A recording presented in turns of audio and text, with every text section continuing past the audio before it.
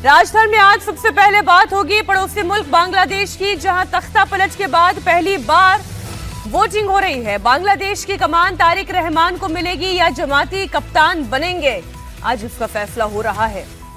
बांग्लादेश में वोटिंग के दौरान जबरदस्त हिंसा की भी खबर है। कहीं बम चले तो कहीं गोलियां चली, कहीं बूथ लूटे जा रहे हैं, बैलेट पेपर पहले से छापे जा रहे हैं। आपको बांग्लादेश में किस तरह वोट चोरी हो रही है, किस तरह हिंदुओं को टारगेट किया जा रहा है, उसकी एक एक तस्वीर दिखाऊंगी। लेकिन उससे पहले आपको इस वक्त बांग्लादेश चुनाव से जुड़ी हुई एक बड़ी अपडेट दे देती हूँ। बांग्लादेश में हिंसा के बीच वोटिंग जारी है।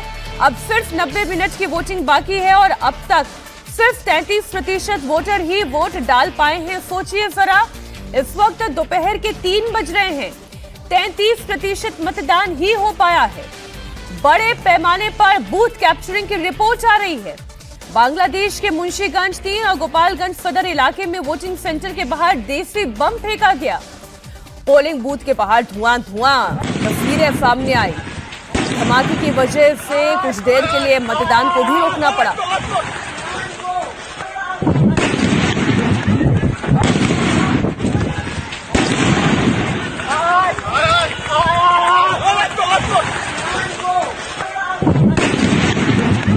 सोचिए जरा, जहां पर बम बारूद फेंके जाएंगे, जहां पर गोलियां कट्टे लहराए जाएंगे, वहां पर कोई आम व्यक्ति वोट के लिए कैसे निकलेगा? कोई हिंदू अपने आप को सुरक्षित कैसे महसूस करेगा? जहां पर खुलेआम वोट की चोरी हो रही हो, जहां बंदूक की नोक पर बैलेट पेपर छापे जा रहे हो, जहां पर खुलेआम बमबाजी हो रही हो, जहां खुलेआम हिंदुओं को डराया जा रहा हो, वहां पर मतदान हिंदू करने के लिए कैसे निकलेगा? बांग्लादेश के खुलना में भी पोलिंग बूथ पर जमात और बीएनपी के कार्यकर्ताओं के बीच हिंसक झड़प की खबर आई। बताया जा रहा है कि इस हिंसक झड़प में बीएनपी के एक नेता मुहिबुज्जमान कोच्ची की मौत हो गई है।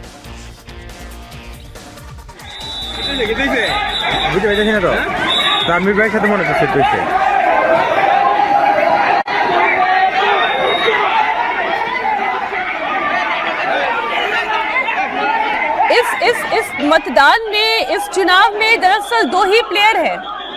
एक तरफ कट्टरपंथी जमात है तो दूसरी तरफ बीएनपी है। 2 के बीच मुकाबला है और इस वक्त दोनों के कार्यकर्ता आपस में भिड़ते हुए दिखाई दे रहे हैं। बांग्लादेश में अब 90 मिनट से भी कम की वोटिंग बाकी है। अब तक सिर्फ 33% मतदान हुआ है और इसके पीछे सबसे बड़ी वजह बोगस पोलिंग और बूथ कैप्चरिंग है। जमात के लोग बूथ कैप्चर कर रहे हैं, जो वोटर पोलिंग बूथ पर पहुंच रहे हैं उन्हें धमकी दे रहे हैं। जमात के लोग हिंदू बस्तियों में जाकर हिंदुओं को धमकी दे रहे हैं। शेख हसीना की पार्टी पर बैन लगा है। बांग्लादेश में वोट चोरी के 10 सबूत आपको दिखाती हूं।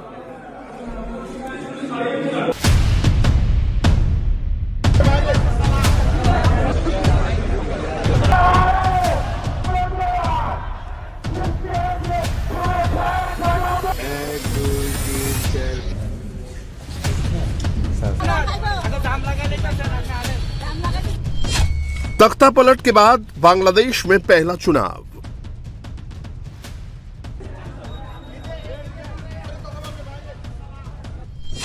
बांग्लादेश में हो रही है खुल्लम खुल्ला वोट चोरी। ট্রেন্ডে ঢোকার পরে আপনার এই ব্লাড টেবিলে গেছে, টেবিলে যাওয়ার পরে স্লিপ মিলাইলো, মিলানোর পরে আপনার ভোট হয়ে গেল। बांग्लादेश में वोटिंग, बुर्का में वोट चोरी।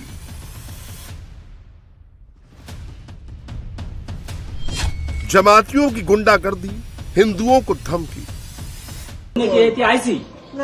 সেরকম নিরাপত্তা দেওয়ার জন্য তোমাদের এই আইসি, যে উল্টো কথা কছো না এর ফল। जमात के लोग छाप रहे हैं वोट।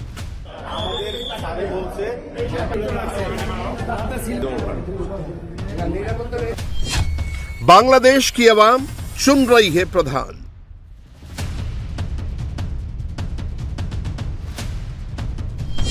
जमात को कमान या तारिक बनेंगे कप्तान।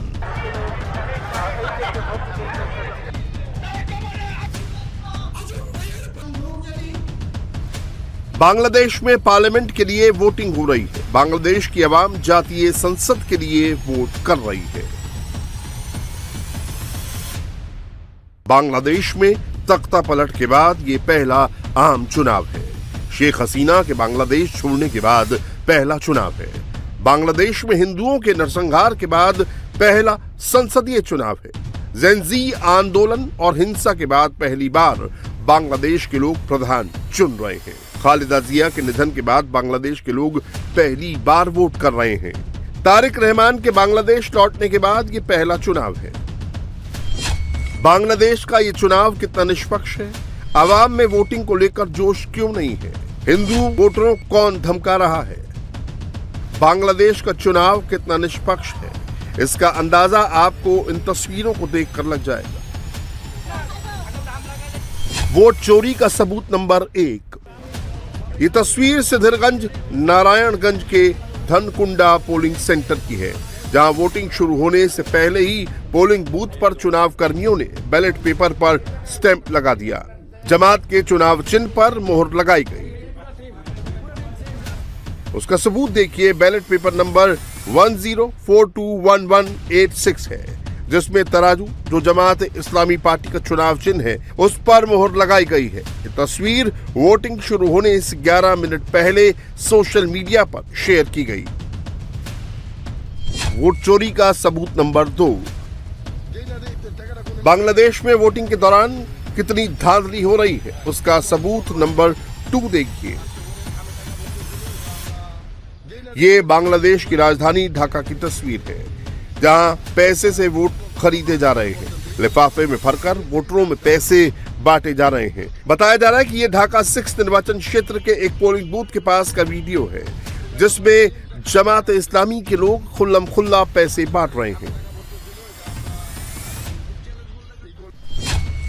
वोट चोरी का सबूत नंबर 3। तस्वीर कुमिला 4 निर्वाचन क्षेत्र की है, जहां छात्र संगठन एनसीपी के कार्यकर्ता पोलिंग बूथ पर पैसे बांटते दिखे। जमात कैंडिडेट हसनत अब्दुल्ला के लिए ये पैसे बांटे गए।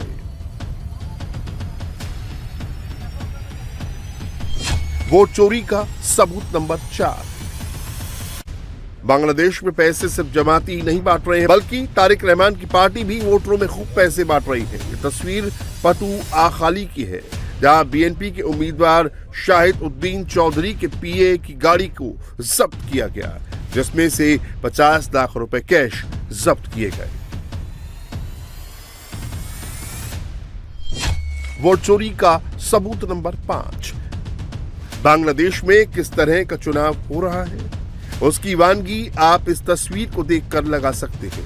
बोरके में जमात की महिला कार्यकर्ता जबरन वोट डलवा रही हैं। पोलिंग बूथ पर वोटरों के हाथों में स्टैंप लगा हुआ बैलेट पेपर दिया जा रहा है। महिला वोटरों को सिर्फ बैलेट बॉक्स में बैलेट पेपर डालना रह गया है। वोट चोरी का सबूत नंबर 6। बांग्लादेश में जबरदस्त बोगस पोलिंग हो रही है, यानी असली वोटरों की जगह दूसरे वोटर पहले ही वोट डाल रहे हैं। ढाका में जब ये वोटर अपना वोट डालने पोलिंग बूथ पर पहुंचा तो उसे बताया गया कि उसका वोट तो पहले ही डाला जा चुका है। ये बात उसने हाथ में वोटर आईडी कार्ड लेकर खुद बताई। আমি ভোট দিতে পারি নাই, আমার ভোট ওনারা কে দিছে জানি না, তো আমাকে এখান থেকে বের করে দেওয়া হচ্ছে। আমি ভোট দিতে কিন্তু পারি নাই, এখনো বললাম আমি এই যে কেন্দ্রের সামনে আছি, এই যে বাইরে আছে, আমি কিন্তু ভোট দিতে পারি নাই এখনো। वोट चोरी का सबूत नंबर 7। बांग्लादेश में वोट चोरी का सबूत नंबर 7 देखिए। जब एक फर्स्ट टाइम वोटर वोट डालने पोलिंग बूथ पर पहुंचा तो उसे बता दिया गया कि उसका वोट ऑलरेडी कास्ट हो चुका है। কেন্দ্রে ঢোকার পরে আপনার এই ব্লাড টেবিলে গেছে, টেবিলে যাওয়ার পরে স্লিপ মিলাইলো, মিলানোর পরে আপনার ভোট হয়ে গেছে। वोट चोरी का सबूत नंबर 8। बांग्लादेश में सिर्फ बोगस पोलिंग और वोट चोरी नहीं हो रही है, बल्कि बूथ कैप्चरिंग भी हो रही है। पोलिंग बूथ पर जब वोटर वोट डालने पहुंचे तो वहां पहले से ही जमात के कार्यकर्ता मौजूद थे और वहां पहले बैलेट पेपर पर स्टैंप लगाकर बैलेट पेपर को बैलेट बॉक्स में डाला जा चुका था।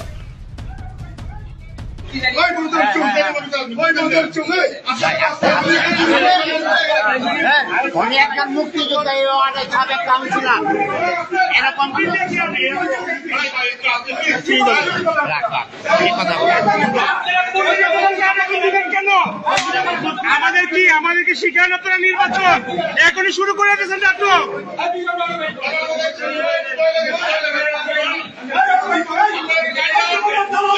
ও এখানে ঢুকছে কেন? আপনারা থাকা অবস্থায় ও এখানে ঢুকছে কিভাবে? আপনারা থাকা অবস্থায় ও এখানে ঢুকছে কিভাবে? আরে ভাই করেন, আরে ভাই করেন। वोट चोरी का सबूत नंबर 9। बांग्लादेश में जातीय संसद की 350 सीटें हैं, जिसमें सिर्फ 300 सीटों के लिए वोटिंग हो रही है, क्योंकि 50 सीटें महिलाओं के लिए सुरक्षित रहती हैं। बहुमत के लिए 151 सीट की जरूरत है, लेकिन वोटिंग में जबरदस्त धांधली चल रही है, वोट चोरी हो रही है। ভোট কিন্তু ভোট দিতে মাইদি আমার ভোট আরেকজনে দিয়ে লাইছে, আমার পিতা মাতার নাম টাম সবকিছু হয়ে গেছে। এত বছর পর আশঙ্কা করে আইলাম ভোট দেওয়ার জন্য, এই জন্য তো ফার্স্ট টাইম আইলাম, ও ভোট দেওয়া হয়ে গেছে। बांग्लादेश में वोटिंग के बीच एक और हिंदू की हत्या कर दी गई है। 28 साल के रतन साहूकार का बेरहमी से कत्ल किया गया। चंपारा के चाय बागान में रतन साहूकार का शव मिला।